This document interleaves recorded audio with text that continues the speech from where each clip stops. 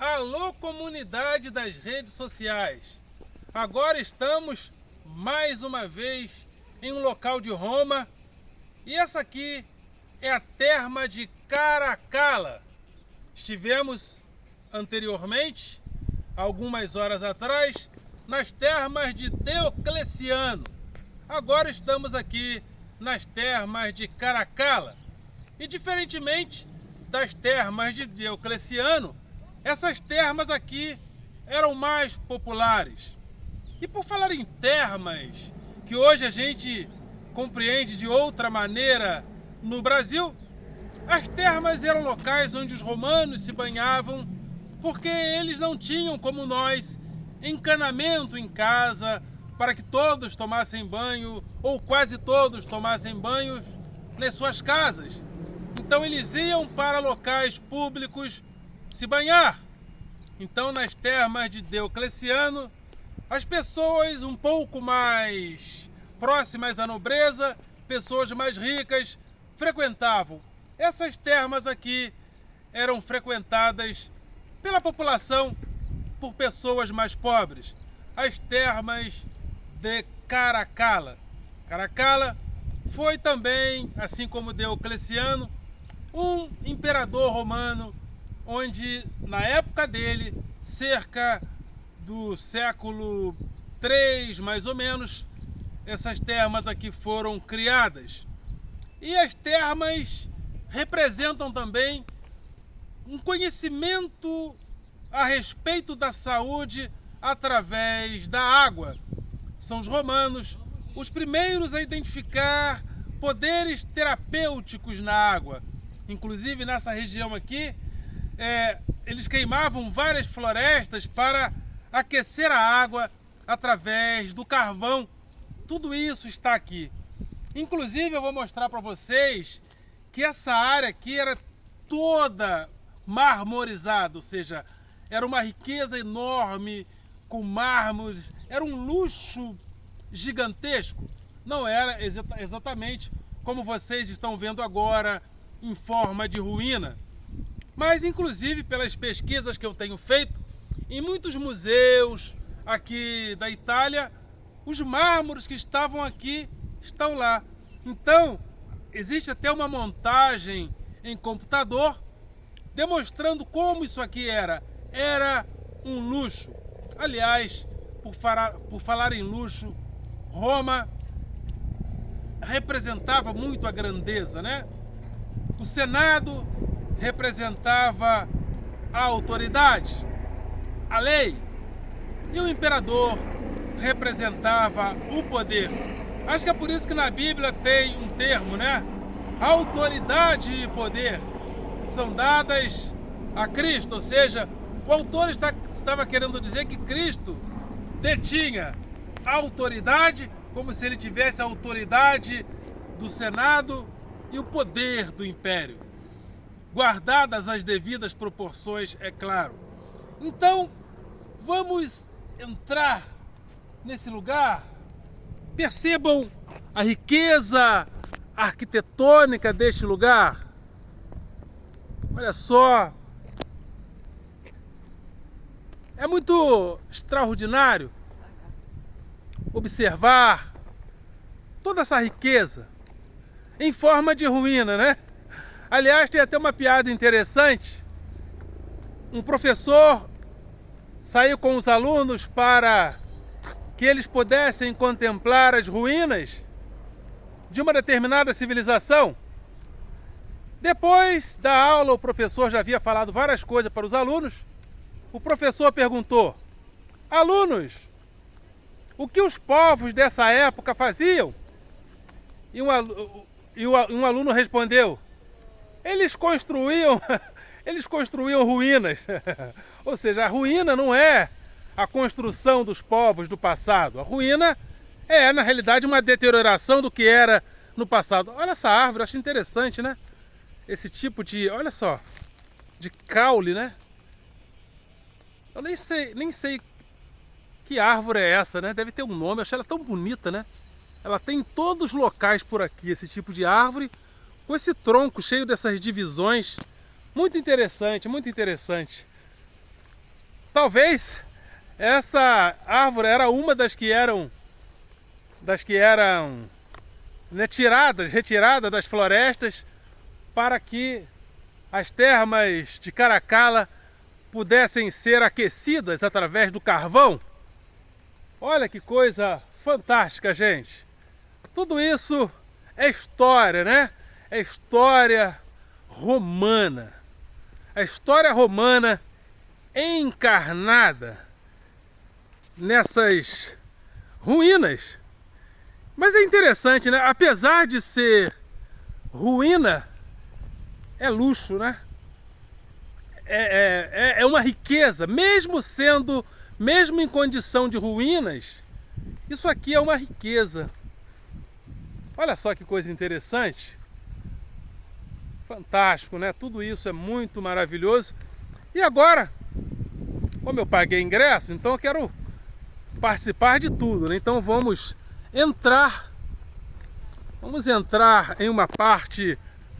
Eu creio que se a gente ultrapassar aquele portão que está ali, a gente vai ter acesso a uma parte mais interior em relação às termas. A gente está aqui numa parte mais exterior. Deixa eu ver se eu consigo atravessar aquele portão lá. Consigo sim. Eu já vi pessoas atravessando ali. Então vamos entrar nos interiores das termas Caracala. Vamos lá. Vamos ver o que nos espera, né?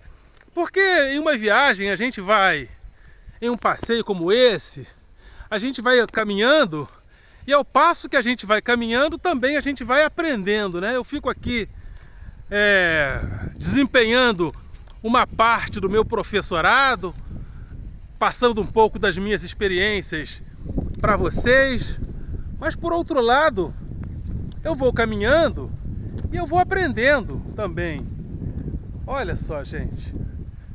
Olha só que coisa fantástica. São as termas de Caracala. E quando a gente fala em termas, a gente está se referindo a uma riqueza muito valorizada pelos romanos, que é a água, né?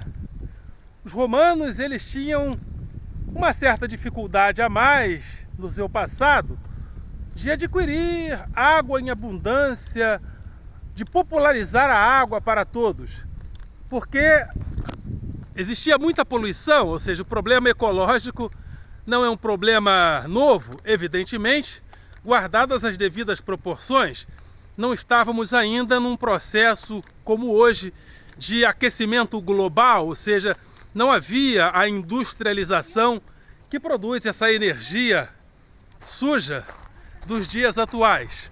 Mas existia uma grande contaminação da água.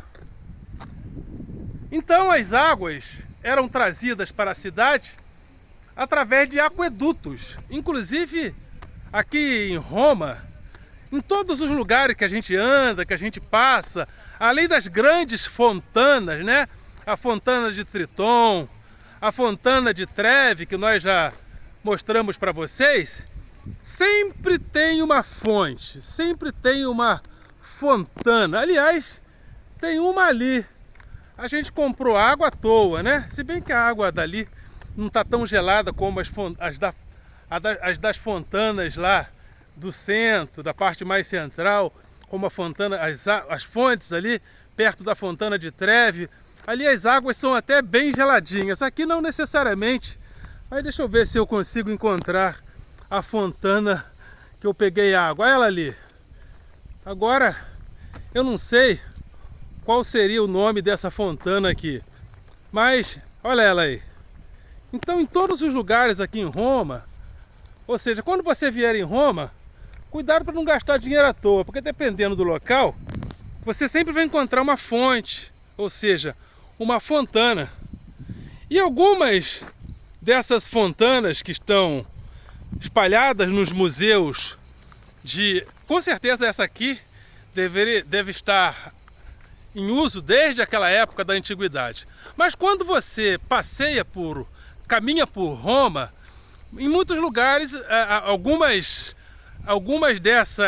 alguns desses materiais, dessas fontanas espalhadas por aqui, que estavam espalhadas por aqui, você acaba encontrando em alguns museus da própria Roma.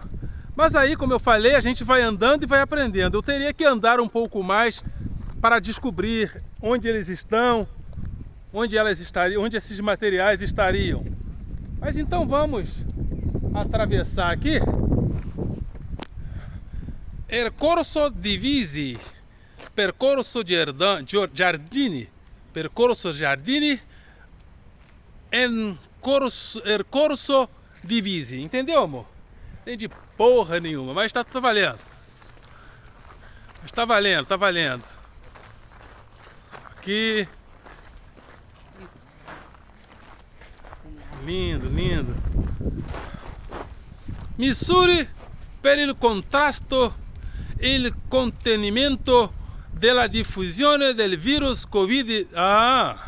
Misure per il contrasto e il contenimento della diffusione del virus Covid-19. Utilizzare la máscara. Opa, cadê minha máscara, amor? Utilizar la mascherina. Rispettare la distanza di sicurezza. Lavare la mani. Entrare uno alla volta.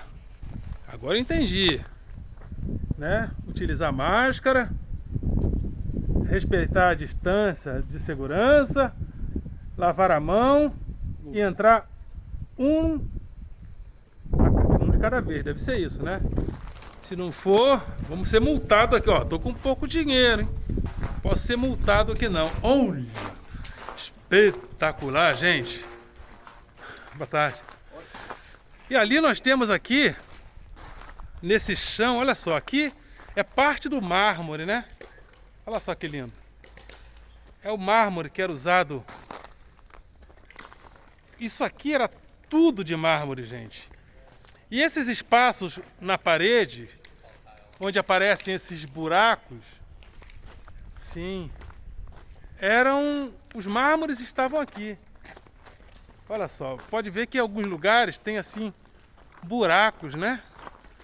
Na parede, ou seja, áreas de, né, irregulares, porque os mármores foram sendo tirados aos poucos. E é isso, olha só. Olha só, gente. Tudo isso é Roma, gente. Venha a Roma. Venha a Roma. Pega o empréstimo consignado e venha a Roma. Mas cuidado, né? Com esses empréstimos aí, né? Vamos fazer tudo com moderação também, para a gente não ficar todo enrolado, né? Para não ficar igual algumas pessoas que eu conheço, né, amor? Né, amor? De vez em quando. Agora passou essa fase, né? Mas algumas pessoas que eu conheço gostam tanto de viajar que praticamente entraram em estado de insolvência num determinado período da vida. Olha só, gente. Olha isso. Tudo isso é Roma. Roma é maravilhosa, gente. E é difícil andar por Roma e não se lembrar, e não pensar na grandeza, né? Como eu falei, Paris representa o quê? Representa o bom gosto, né? O bom gosto. Aqui mais representação do mármore que era utilizado na época aí. A marmoraria, a maior parte foi retirada. Mas ainda tem alguns vestígios, né? A gente ainda encontra alguns vestígios dessa marmoraria por aqui. Alguns vestígios a gente encontra dessa marmoraria.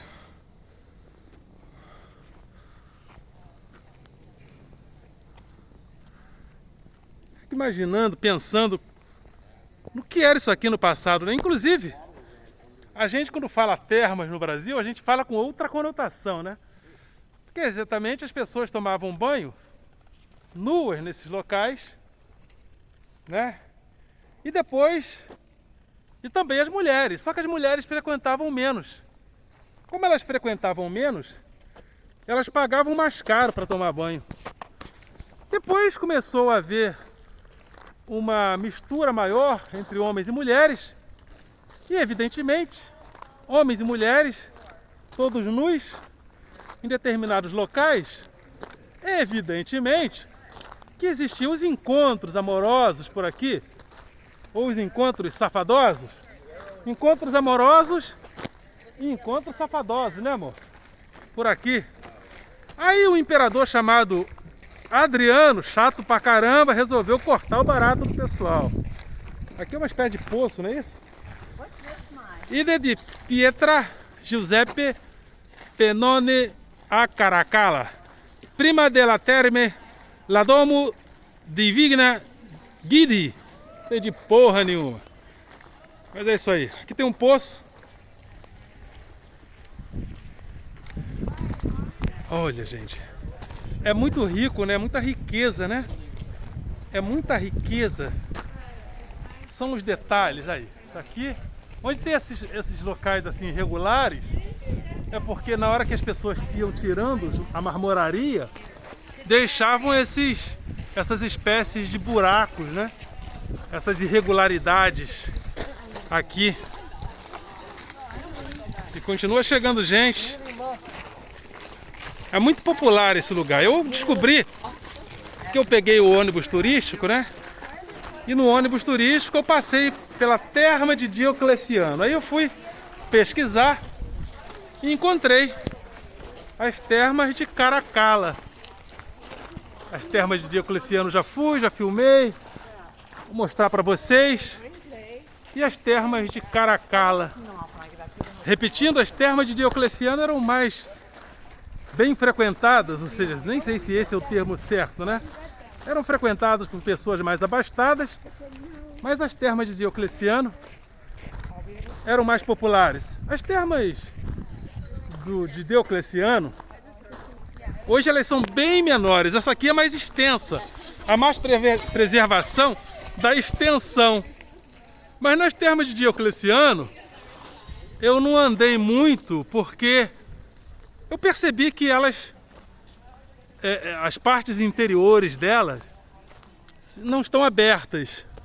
Mas ali, no século XV, o Papa da época recomendou que Michelangelo projetasse uma igreja católica ali. Que é a igreja hoje que está ali, de Santa Maria dell'Angeli, que alguns chamam também de igreja de Santa Maria Maggiore. Então, aqui nós estamos nas termas Caracalla. Fantástico, né? É a Roma. É a Roma representante da grandeza, da autoridade, do poder, da autoridade da lei, representada pelo Senado, e do poder representado pelo imperador. E às vezes os romanos, né? Às vezes o poder, às vezes a autoridade superava um pouco o poder através do Senado, que representava as leis. Só que o Senado, ele era representado de forma diferente. Ou seja, o patrício tinha um tipo de representação no Senado. A plebe tinha outro tipo de representação no Senado. Então, algumas pessoas formaram para representar melhor o povo o tribuno da plebe. E dois irmãos, agora não me lembro o nome, foram os principais representantes do tribuno. Opera Roma reliquit termas nominis sui exímias. Gente, inclusive nesse lugar, agora esse dizer aqui está se referindo a isso. Aqui costuma ter, à noite, às vezes, principalmente no verão, concertos. E fazem uma iluminação linda por aqui, para que os concertos sejam feitos. Olha os mármores, gente. Então aqui é parte da marmoraria usada na época. parte da marmoraria usada na época. Algumas estão aqui, outras espalhadas por museus de Roma. Aqui, a marmoraria, mais aqui da marmoraria. Só que devia ser uma coisa espetacular, né? Deveria ser uma coisa assim muito legal, muito bacana, muito extraordinária. Olha isso. Tudo isso eu vou mandar, inclusive quando eu falo... Eu tive um professor, porque eu fiz na realidade 6 meses, ou seja, 6 meses de história na Universidade Estácio de Sá. E lá tinha um professor de história antiga que eu tive, olha ali, parte da marmoraria também. Um professor de história antiga, o Rodrigo Rainha. Em homenagem a ele, vou mandar essas imagens, que ele gosta muito de história antiga, né? Inclusive, se ele quiser fazer uma observação, de repente a gente fala, não é minha especialidade história antiga, de repente se eu falei alguma coisa fora de contexto, ele pode inclusive me corrigir.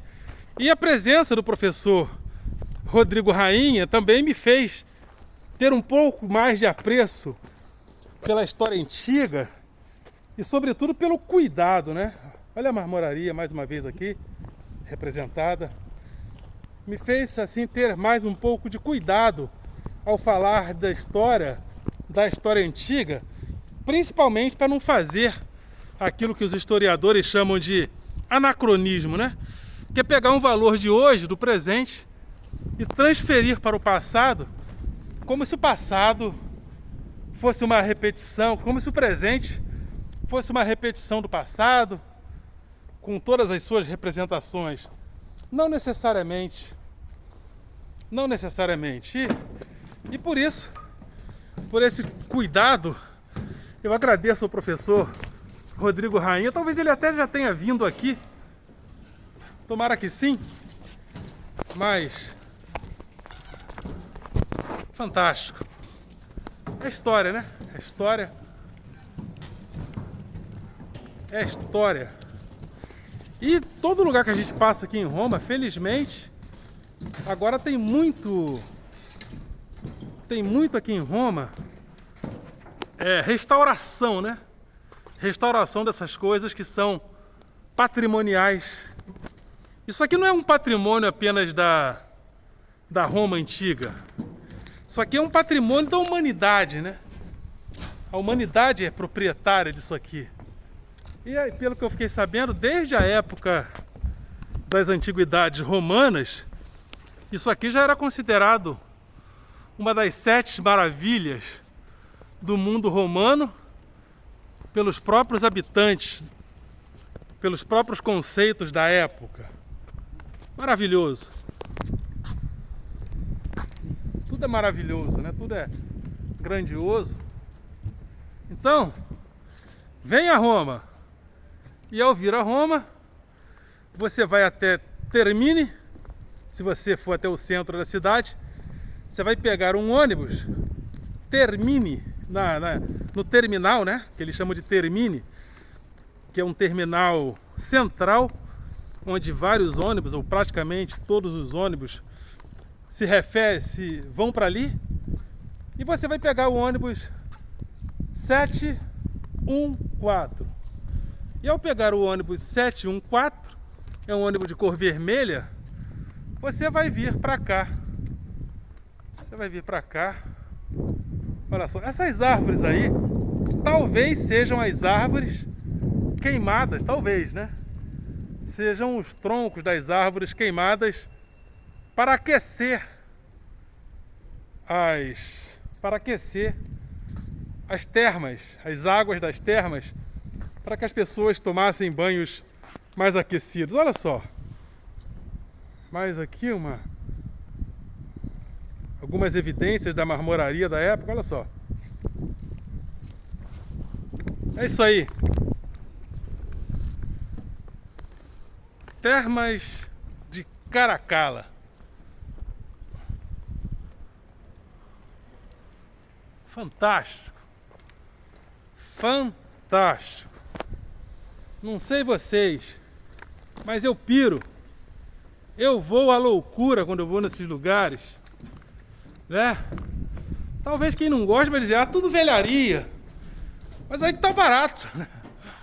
É por ser velharia, né? Alguns chamariam de velharia, eu chamo de antiguidade. E a antiguidade é uma das plataformas do próprio luxo, do próprio bom gosto, às vezes, né? Por isso que pessoas colecionam obra de arte. E essa vocação de colecionar obra de arte, de ter apreço pela antiguidade, começa principalmente no Renascimento. O Renascimento, as pessoas, inclusive o vício, ou seja, o hábito que nós temos de fazer turismo para buscar experiências em relação ao passado, se dá muito também, olha que mais evidências da marmoraria, se dá muito também por esse afã que nós começamos a construir no Renascimento, de apreço pela antiguidade. Porque muitas das vezes o imperador, um império, um déspota, quando eles conquistavam espaços políticos, espaços sociais, espaços culturais de outros povos, eles procuravam destruir tudo, né? Inclusive o povo judeu, está na Bíblia, os judeus conquistavam às vezes a terra de alguns inimigos e o que eles faziam? Eles destruíam os postes ídolos, ou seja, os ídolos eram destruídos. Hoje em dia a gente entende que o patrimônio da humanidade não deve ser destruído. De repente, eu tenho a minha crença, mas a crença